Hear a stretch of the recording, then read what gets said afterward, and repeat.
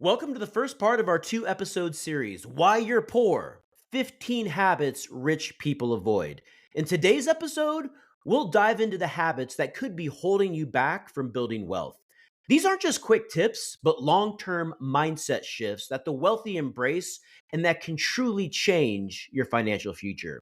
Are you ready to uncover what's stopping you from reaching financial success? Well, stick around then, because we're about to break down the first half of these habits that could be sabotaging your progress. Wow, that was a hook if I have ever heard one, Ben. Welcome back, guys, to another episode of the Pursuit of Progress podcast. Quite the exciting intro there from Ben. I am already very intrigued on what we're going to cover today. Yeah. Ben's been actually hard at work on his YouTube channel, preparing a ton of really valuable content for you guys. And this episode today is a two-part series, so it'll actually be this week as well as next week. And we're going to be diving deep into these 15 very unique, but also very important, again, traits that the wealthy have that the poor do not. So, Ben, I'm really excited to have you kind of dig deep on all 15 of these with us today. I'm so excited. As you know, I love this stuff. And there are so many things here that a lot of us may recognize, but we don't understand how important they actually are. Mm-hmm. So, all 15 are extremely important. Very excited to go through 1 through 8 today. Yeah, man, let's just jump right into it. I know the audience is also excited to hear what we have in store today. So let's just jump right into habit number one.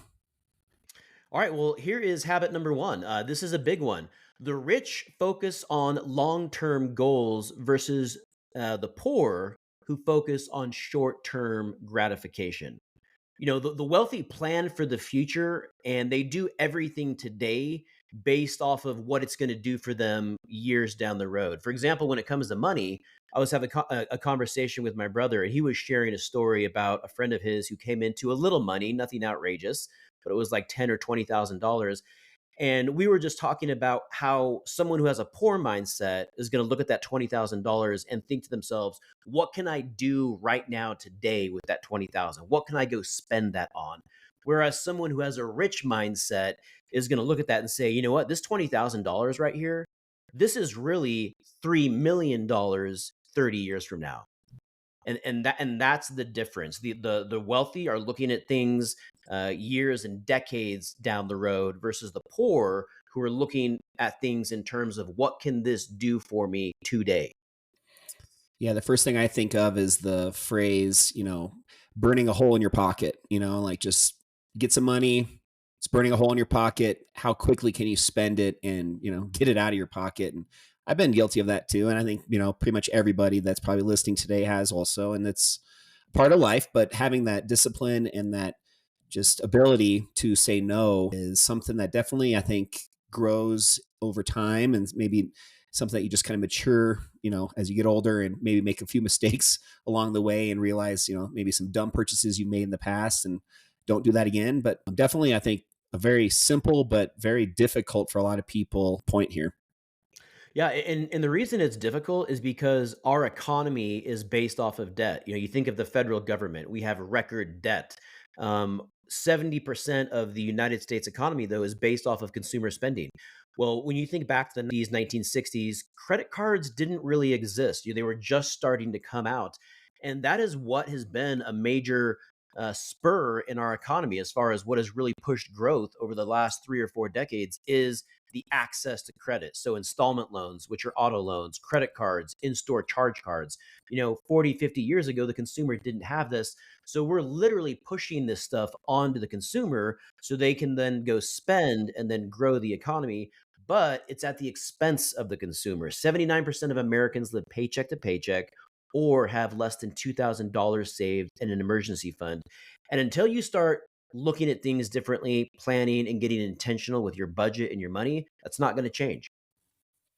It's pretty much impossible in today's, just environment. But I think something that I always was impressed with as far as just at least a concept is, rather than using like a credit card, if you physically have, let's just say you have $1,000, rather than having a piece of plastic in your wallet, physically having $1,000 in bills in your wallet, just that tangible aspect of the physical money and just how much more difficult it is to give that money away and pay for things versus just the swipe of a card. So, and obviously the credit card companies realize that, and that's why they're so successful. But it's hard Yeah. to Well, do in that your nowadays. case, you're going to open your briefcase off of your bed, and you got the stacks of hundreds, and you're just going to grab like a stack, and it's like now there's like one less stack there, Yeah, But yeah. I've heard of that too before, and when you're physically handing the dollar bills and the money over to someone, it definitely does give you a different perspective versus charging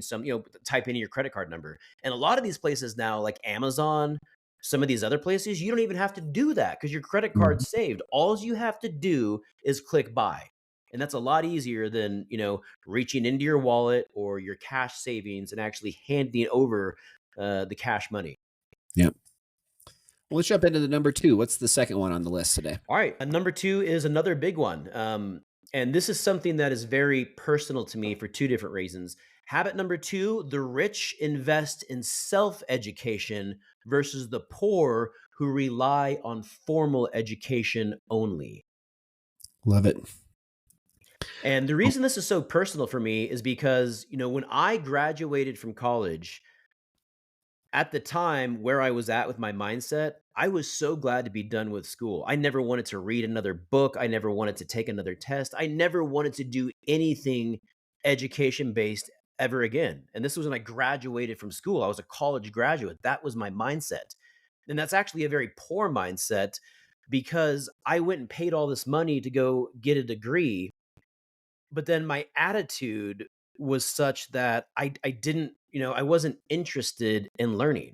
And so the rich are going to be those who are self-taught. They're continuous learners. It doesn't mean that they don't do formal education and they don't go to, higher education, but what it does mean is that they are continuous learners with everything that they do, whereas someone who has a poor mindset really focuses on the higher education or the formal education piece.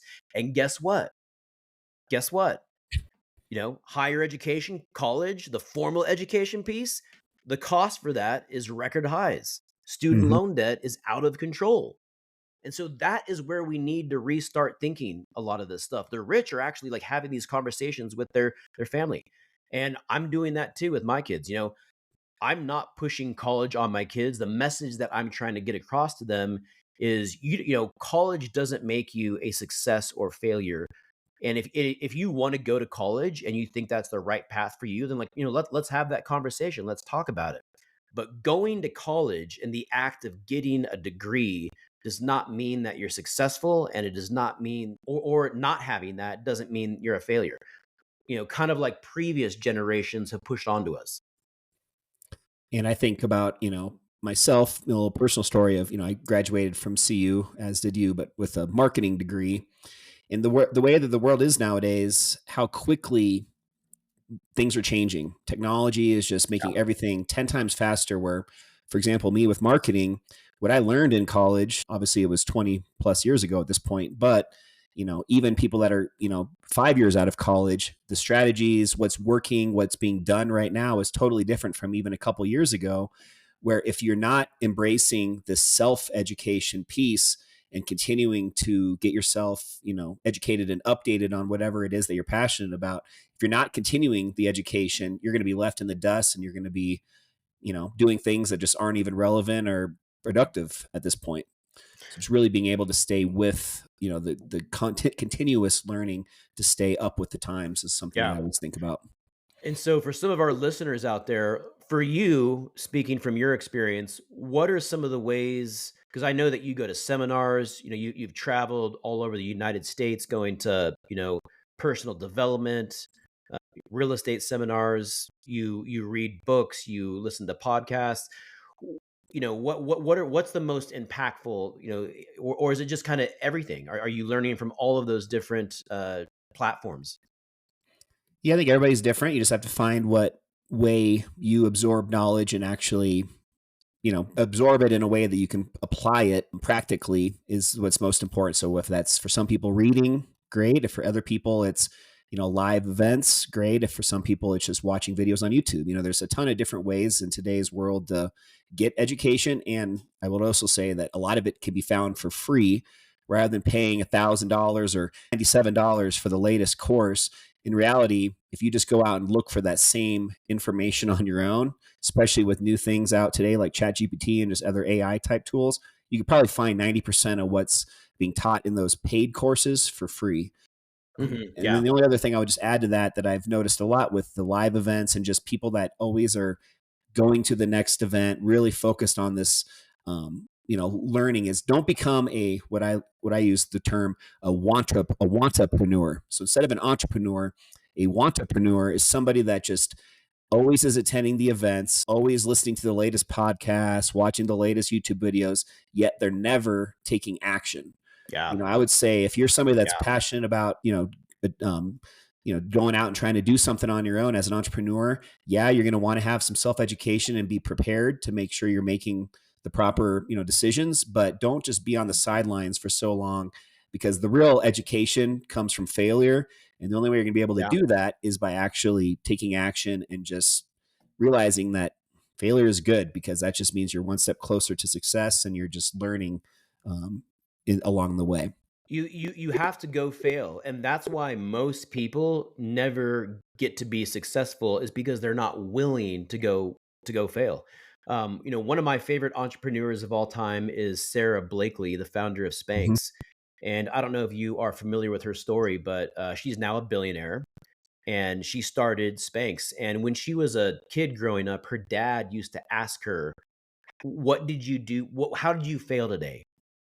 And so he wouldn't come like, he wouldn't ask her, "What were your wins? What did you do today to make me proud?" He was asking her every night and her siblings, "How did you fail? What did you do to like how are you a failure today?" And they would go around and sharing how they all failed. And what she learned from that is he literally taught her to embrace failure, that to have success, you have to be able to overcome. And I always remind myself that it's not, it doesn't matter what you do and where you're at, either personally, professionally, with your money, there are going to be challenges. There's going to be adversity. But if you stay with it, if stay on plan, stay on mission, and you don't give up, you can't lose. You're not going to lose. Now, one other quick follow-up question here, because I know that we want to move on to point number 3.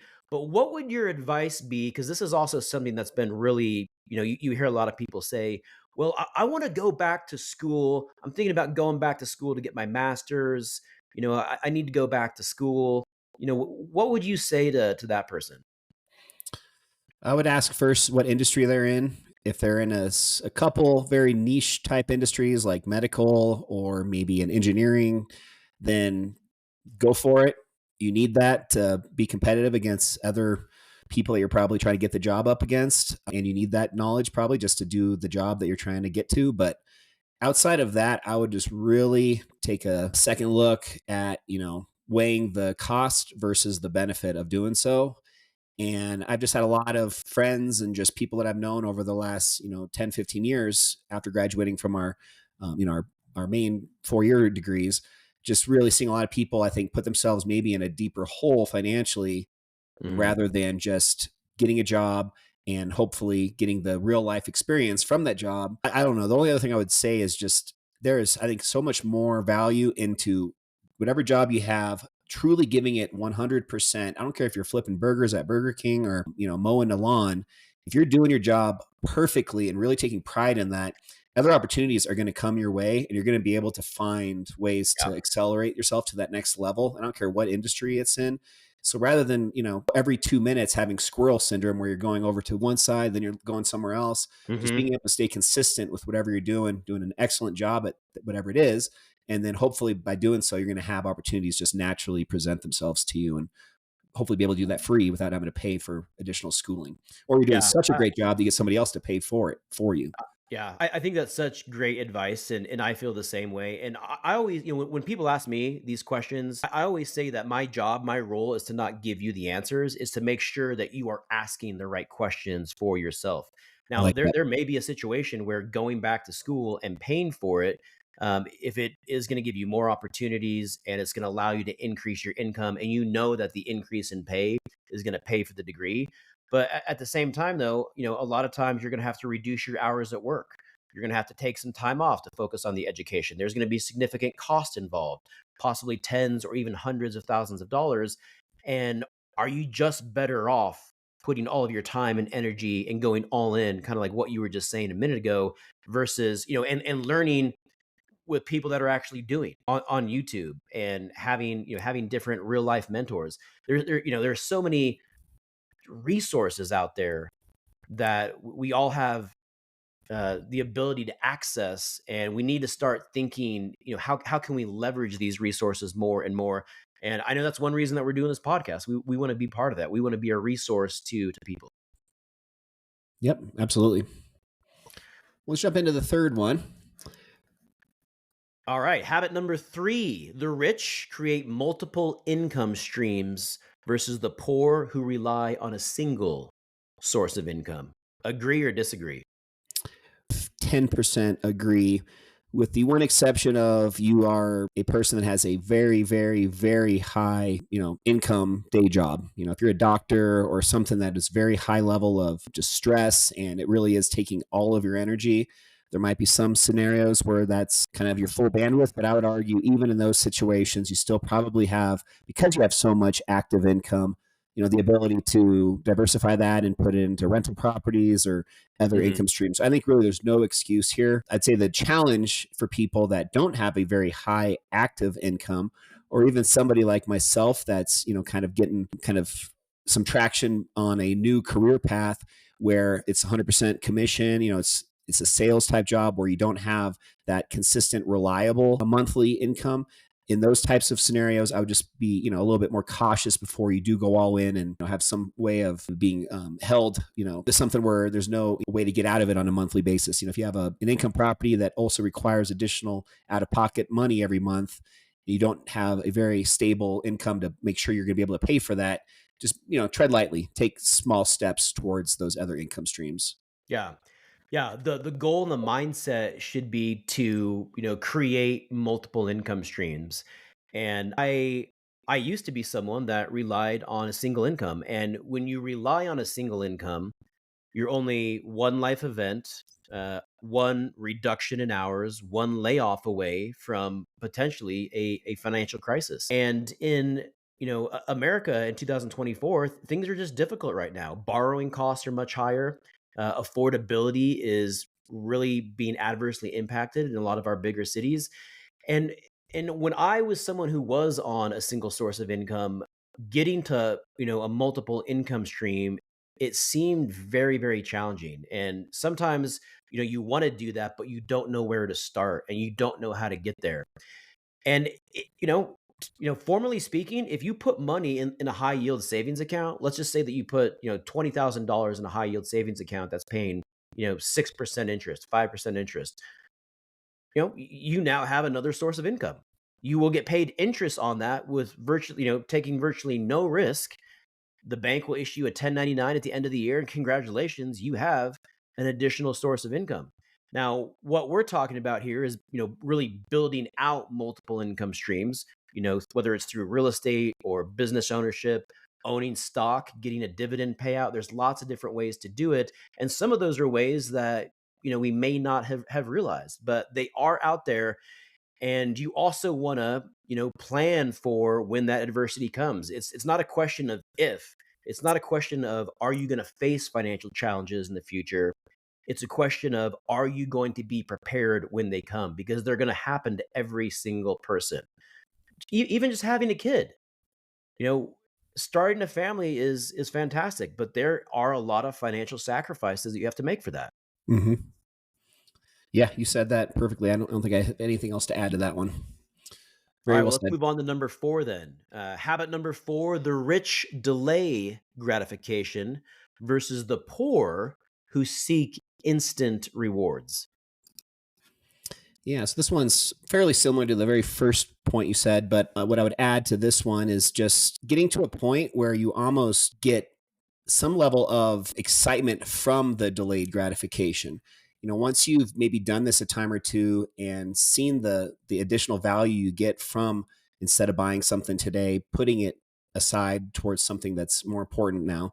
I think once you've been able to do that a time or two and just really understood how valuable that mindset shift can be, then you start to really identify future times like this and can kind of really appreciate them and be excited about doing it, where you're Mhm. not, just blowing it and having your having the pocket burning a hole in your pocket type scenario. Yeah, I've started listening to Scott Galloway a lot, who's a financial influencer, and he's gotten really popular over the last 2 years. And one of the things that he always says is, write down everything that you want.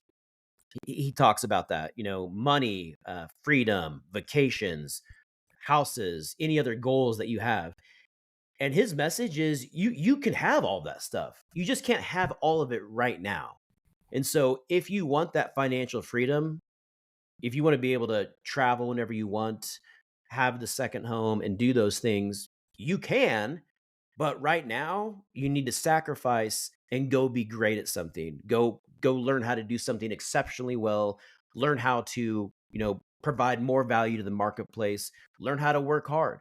And when you do that, you will be able to have those other things in the future. And so it's the concept of, we can all have everything that we want, but we can't have it right this minute. And when I think of someone who's, really wants that instant gratification, it always has to be right now. It has to be today. But you know what? When you get something right now today, when you get everything you want right now, is there any fulfillment in that? Is it really rewarding? Does it actually mean anything? No, it doesn't mean anything. And there is no reward because it didn't cost you anything. But when you spend 10 years building your business out and you're fighting year after year and then you get to a place to where it can survive and reproduce on its own and now you're the beneficiary, that's powerful. Hmm. And that's going to be totally different than someone who wants everything today. Yeah, I don't want to go down too big of a rabbit hole, but a lot of people that talk about like expensive cars, how it's obviously very exciting and fun, and then you know, ask them a month later and, it's kind of just another car at that point. Obviously there's people that have a huge just appreciation for cars and that's like their thing. I'm sort of one of those people and that's great. Have that be something that you really aspire to have, but just kind of understanding that, yeah, like you're saying, it's going to kind of go away after a while. And the bigger point that I'd like to make is just understanding also just the value of time. Yeah. Just say you have $100,000 and instead of spending it on a luxury vehicle, all of a sudden now you have this extra cushion within your life where instead of working 50 hours a week, you're able to maybe take a Friday off here and there and know that you'll be okay because you have these reserves in your bank account. Just having the ability to really value the time more than the Hmm. material possessions.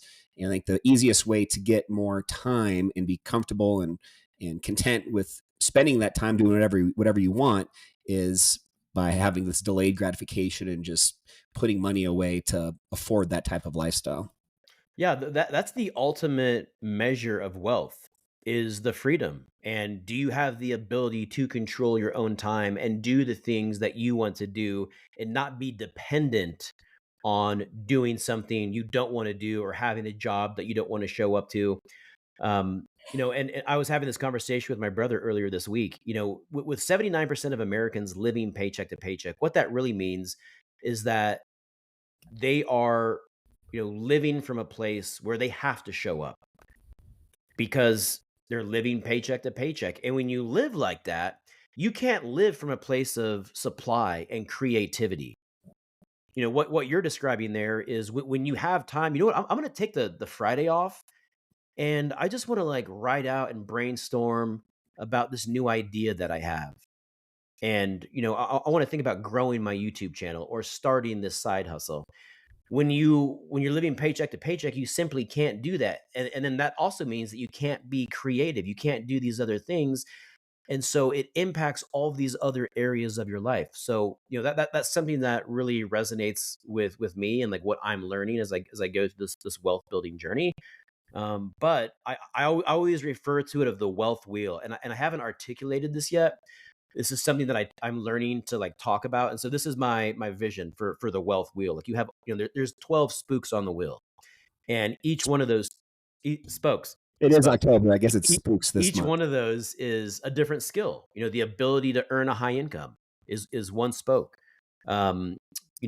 Spending less than you make, paying yourself first, investing in assets that are going to appreciate.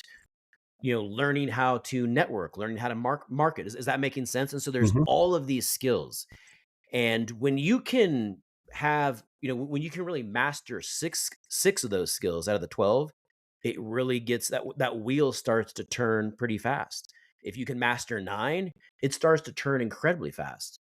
But for example, you might see someone that has one of those skills. For example, if someone has one of those, earn a high income, but they don't have the other wealth building skills, it doesn't matter because they're not gonna be able, their only skill is to earn a high income, and they're not able to grow the wealth because they don't have these other skills in place. And so that was kind of one of my aha moments over the last couple of years, and now I'm very cognizant of my wealth wheel. That's cool. Only last thing before we move on is the episode that I filmed last week on our podcast. I talk about just this compounding concept of time and just kind of reiterating it on this topic. Everybody has time to pursue additional revenue streams. Just using 1 hour a day as an example, I guarantee you could get up 1 hour early, and after a couple weeks, it's going to feel just like the normal day does right now. But just one extra hour a day over a year, that's 365 extra hours you're getting, which equates to an extra month and a half of a 40-hour a week job. So basically, you're getting an extra 6 full 40-hour a week work weeks on just your side hustle, just from that one extra hour a day. You do that for a period of 5 years. Now, all of a sudden, that's equivalent to basically an entire year Yeah. of extra time that you're providing just to the side hustle. So these little small, a little bit of extra effort on a daily, consistent basis can really add up. So I just don't want anybody to continue having that limiting belief excuse of I don't have time to pursue something. I know our sponsors are wanting us to get to the break here, but I'm just going to piggyback on that really quick because that is such an awesome point. My book of the year this year is 10x is easier than 2x, written by Dr. Benjamin Hardy, and he talks about that exact thing. Except another point that he makes is that a lot of times you don't have to go, you know, get up the extra hour early. What he talks about is what are you willing to give up in your life? Like the hour is already there. What it means is that you have to, what are you willing to give up? So maybe it's, I'm going to go give up the college football game on Saturday that I watch every week. Well, that's 4 hours right there. Mm-hmm. What else are you willing to give up? And a lot of times we don't think of it in that way. The time is there, but you're gonna have to be willing to give it up. Perfect, man. Very well said. Well, as you said, the sponsors are definitely anxious to get to the break here. So before we have our sponsored segment, I got a trivia question of the week for everybody.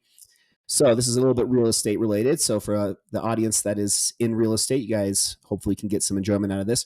Which famous world landmark is considered prime real estate and was actually once sold for just $24 worth of beads? Ben, Now, any guesses?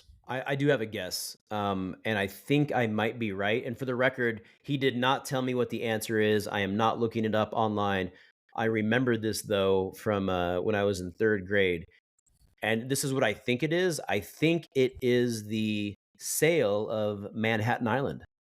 I thought you were going to say a joke about Bourbon Street in New Orleans, but yep, you are correct. Manhattan Island. So this guy named Peter Minuit, he actually came over from Holland, and once landing on Manhattan Island, he gathered all the Indians up that were native to that area and actually bought the island with these $24 worth of beads. So it's often considered just the most profitable real estate deal of all time. So I thought that was kind of interesting. Yeah. And it's like, is that why? What about space? What about like the moon and all of these other planets out there? And just, think about all of the resources out in space. Do you ever think about, sometimes I find myself thinking about that. And like, if Yeah, we're ever, if we're ever going to be like pioneering to all these other places, like we did when we came to America, I don't know, just something I think about. I saw some social media posts the other day saying that there was some other planet out there that was twice the size of the moon, I think they said, but it was made completely out of diamond, the diamond type of, rock. So think about how valuable that would be if they could get over there. I wonder if that was Jared. That's the name of the planet. Actually, was Jared. Yeah. Jared's an actual planet. It's not a it's an actual planet out there. Well, let's hear from our sponsors here. Need a real estate team that does more than just close deals? Adam Sells Denver provides expert guidance for buyers, sellers, and investors with personalized strategies tailored to your goals. From start to finish, we're your partners in success. Access free resources today at adamsellsdenver.com or simply call or text. All right, so let's get back to the rest of the episode. We've got 4 more habits that the wealthy are very keen on, and a lot of the poor are not. So, Ben, let's jump into habit number 5. All right, habit number 5. The rich build networks and the poor, the rich build networks and relationships versus the poor who have limited networking. This one's so important because I think folks that don't understand how powerful relationships and networking are, this is something that's very easy to dismiss. Mm-hmm. Would you can you relate to this as, just from like do you believe in, networking and relationships, and what kind of impact has that had on you personally in your career? Yeah, 110%. I'd say since I became friends with you, I've probably gained 3 or 4 times the wealth that I've had prior to this. So, definitely, it's all about surrounding yourself with the right people. But no, jokes aside, I would also add to that we did a previous episode on the Pareto principle, which is also known as the 80-20 rule. And kind of a spinoff of that, they talk about you surround yourself with the 5 people that you surround yourself with. If you take all of their annual income that they're making each individually, and you divide that by 5, the 5 people that you surround yourself with, whatever that dollar amount is usually within about 5% of what your annual income is. It's almost like a magic trick. So just really understanding that the more you elevate the circles that you're in and really focus more on how can you provide value to others to get yourself in those other circles, just with that hopefully comes, additional wealth, and not just the wealth, but I would say more importantly, just the education and the strategies and the experiences that those other people that you're now surrounding yourself with, learning from their mistakes and being able to accelerate getting to that same place that they were in less time because you're not making the same mistakes that they did. Yeah, that's such a great point. And what this really comes down to, this habit number 5, is being an excellent communicator, learning how to communicate in a responsible, respectful, powerful way. I'm constantly reading communication books. Right now, I'm reading a book called Nonviolent Communication. And the reason for that is because if you become a better communicator, well, think of all of the different areas of your life that are going to benefit.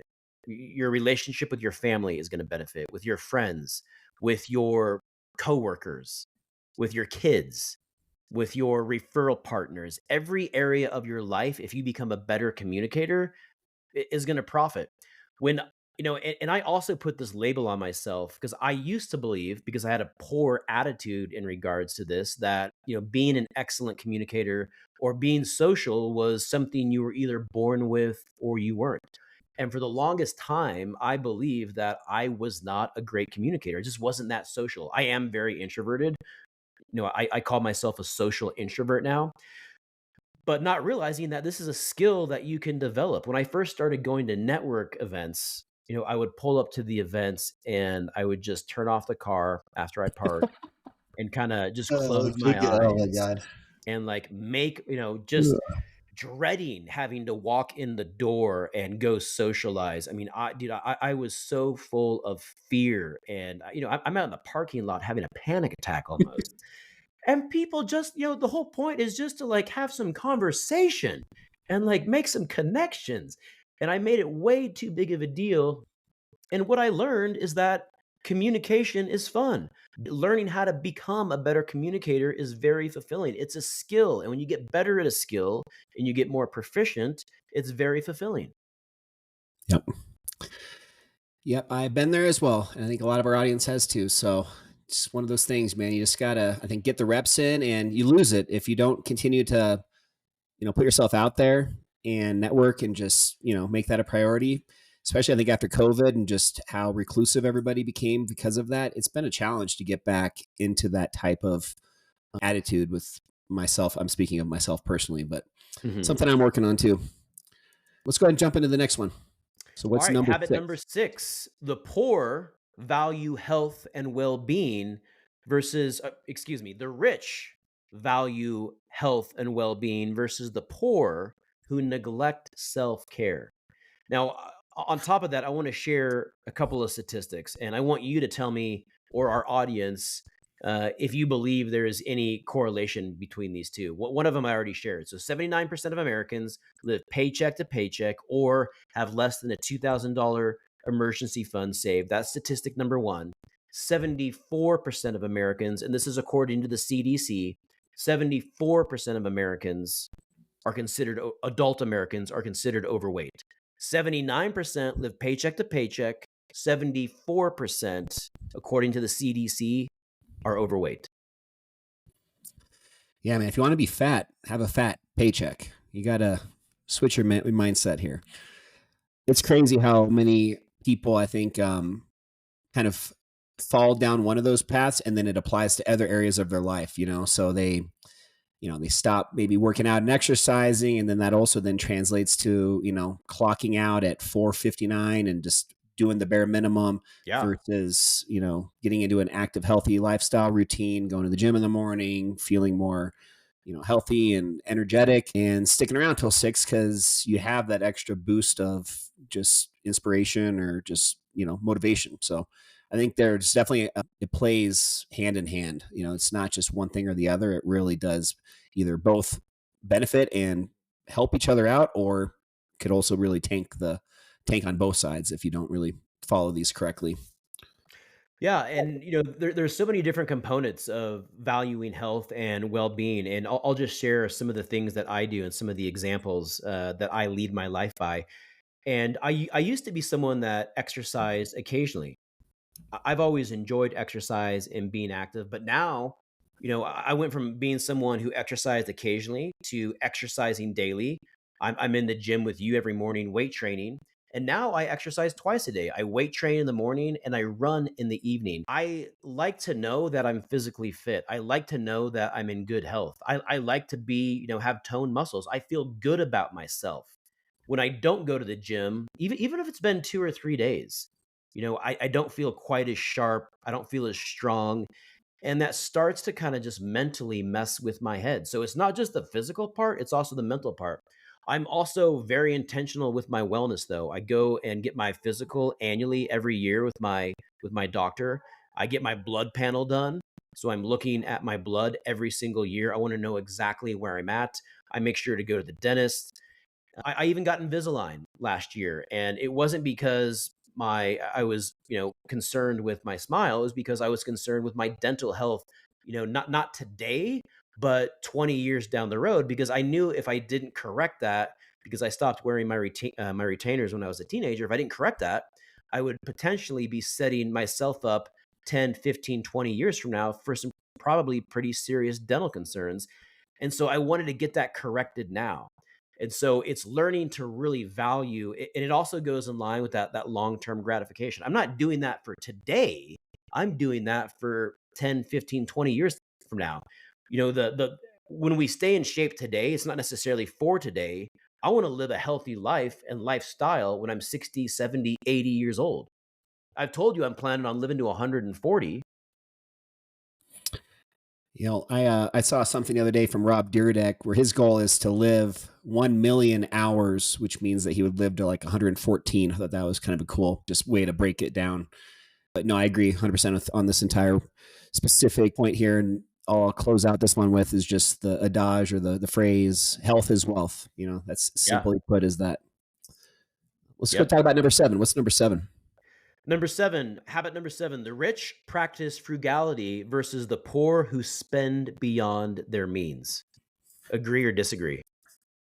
So Warren Buffett is always in the top 10 wealthiest people on the planet. And tell me about his house. Tell me about his lifestyle. Yeah, well, Warren Buffett still lives in the same home in 2024 that he did in the 1950s. And I can't remember the exact price that he paid for it, but I believe it was $30,000. Guess what kind of car he drives? Toyota Camry or something? I forgot. He drives a mid-level Cadillac sedan. Not even like a high end, just like a mid-level, just, 30, $40,000 car. I think when you're at that point, maybe splurge a little bit, but at the same time, it is pretty cool just to see, somebody at that level still Well, practicing that he frugality. did remodel his kitchen, and this was, like, headline news. He did remodel the kitchen back in 2000, which at the time, the home was, like, 40 years old, and so that was his big upgrade. You put it at a garbage disposal. That was his 30th wedding anniversary to his wife. Yeah, but, what can we learn from that? And I also read Jeff Bezos's biography as well, and the Starbucks CEO. I've listened to him speak. All of these guys have very similar themes and how they live their life. Sam Walton, same thing. They are all very, very frugal. Now, your average American or your average American consumer doesn't understand that because they look at the Jeff Bezos, who's you know the second richest man in the world that has a net worth of 250 billion, and they see him on his super yacht. That's the Jeff Bezos they're looking at today. They're not looking at the Jeff Bezos from 1994 who lived and worked out of his garage for 15 years and had one nice shirt, one coffee mug, and did not live an extravagant lifestyle. Warren Buffett is still that same way Hmm. because if the money you're bringing in is going out to things that don't matter and you're spending on luxury items, like, all of these guys invest back into the business. It's so much easier to win when you don't have all these additional payments. If you don't have the 5 or 6 cars, if you have to make 5 or 6 car loan payments every month while you're trying to build a business or a career, I mean, that's going to be really, really difficult. The only thing I'll add to that one is just, my biggest role model is my dad, who's, been very successful over his career and life. And just looking at his just outlook on how he does things to even still today, where, if a toilet gets clogged or a sink is leaking, he's doing it himself. He's taking the action just to do things versus by being frugal. I mean, just rather than spending $300 for a plumber to come out, he tries to fix it himself. And just obviously that's just one small kind of maybe irrelevant example, but having that same attitude that is applied towards every aspect of his life. And because of that, he can still, treat the family on nice vacations and do different things, but only because he's had that very frugal mindset for the last 30 or 40 years. And it's really just ingrained him into who he is today with, just how he lives his life. And I think a lot of very successful people in some regard are similar to that. Yeah, that's such a great example, and I've always had tremendous respect for your dad as well. Just, the decisions that he's made and how he has, put him in position to really he gets to choose what he values.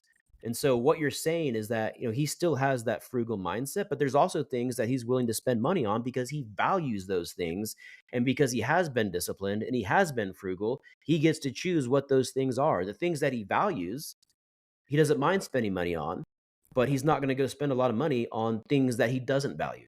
And he's learned to develop these skills where he is a handy. He knows how to identify problems. And if there is an issue or something comes up, he's not afraid to spend money on it if it's gonna protect an asset or if it's gonna put him in a better position. And that's a great example. Yep. Let's close out this episode with number 8, buddy. Let's save in the best for last. What's number 8?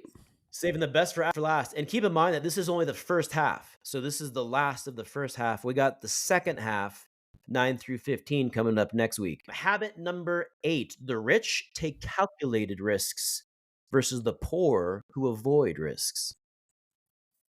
Yep, that is a very, very, very true statement. I think wealth always comes just from taking those well thought out risks. Risks can be really put into different buckets. There's calculated risks, but also there's just kind of taking risks for no reason. I think the wealthy understand this, and probably through trial and error and making mistakes prior to their earlier in their life, just learning from their mistakes, understanding how to calculate those risks, but just really, always having a level mind on assessing everything that comes up and making those calculated risks. People that are super wealthy often get asked, how did you make all that money? Were you just lucky? Luck is always a word that gets brought up when it comes to a lot of wealthy people. And, oh, you just got lucky. What they don't see is the calculated risks that they had taken 8 times prior to the one that hit big, and Yeah. just understanding that risk is a very controversial maybe topic. Some people see risk as a negative, but really taking risk and doing it the right way, I think, is really the only way that you're going to ever do something great and just extraordinary, because it's going to take stepping outside of the box to make that happen. Yeah, and one thing that I always say is that there are a lot of really successful people that do acknowledge, that luck played a factor in their success. But what I always say is you have to put yourself in position to be able to take advantage of luck. Or you have to recognize what luck looks like. And that's the problem. Most people can't even identify what the opportunity is. The opportunity is right there in front of them, but they don't have the skills, the mindset, they haven't developed themselves enough to even be able to recognize what the opportunity is. Let me share a personal story really quick. When I lived in Phoenix, Arizona, and this is right after the housing crash back in 2010, I had just bought my first home for 130,000. And at the time, Phoenix had just gotten crushed by foreclosures. Values had come down over 50%. And in the little subdivision that I lived in, every other home, and I'm not kidding, every other home in that subdivision was for sale. It was a foreclosure or a short sale or a distressed property. And there were homes for sale, literally 30,000. And these were homes that were built 2 or 3 years ago, 2 or 3 years prior. 30,000, 50,000, 40,000. And I'm talking big homes, 2,000s, 2,000, 2,500, 2 stories. And I would always, my son was a baby at the time. I'd put him in the baby stroller and I would just walk down the block. I was like, how can you go wrong buying a house for less than what you could purchase a new car for? And then I would pull out my wallet and I would say, this credit card right here has a higher limit than that home that's for sale right there. But I was afraid. Even though I recognized the opportunity, I didn't have the confidence at the time to act because I was afraid of the risk. And I was like, well, this is a really bad time to buy. There's foreclosure. I got consumed. Even though, I always look back on that. I was like, what if I had just, I could have bought 10 homes for 300,000 in that neighborhood. And I am not exaggerating. Can you imagine that? No, I mean, that's a lot of people made a lot of money during that time, but majority, 99% of the people, yeah, lived out of a state of fear. And, it is what it is. But yeah, it's crazy, dude. Yeah. All right. Well, let's. Yeah, guys. So just before we close out the episode, if you guys, as always, have any feedback, any questions, anything at all, shout out you want to give us on social media. We'd love for you guys to submit any questions or any just maybe ideas for future Q&A episodes. So you can always do that by just shooting either of us a direct message on social media, or you guys can also just leave a comment if you're watching this on YouTube today. Just leave a comment in the show notes down below. All right. Well, All right. that is a wrap. And until next week.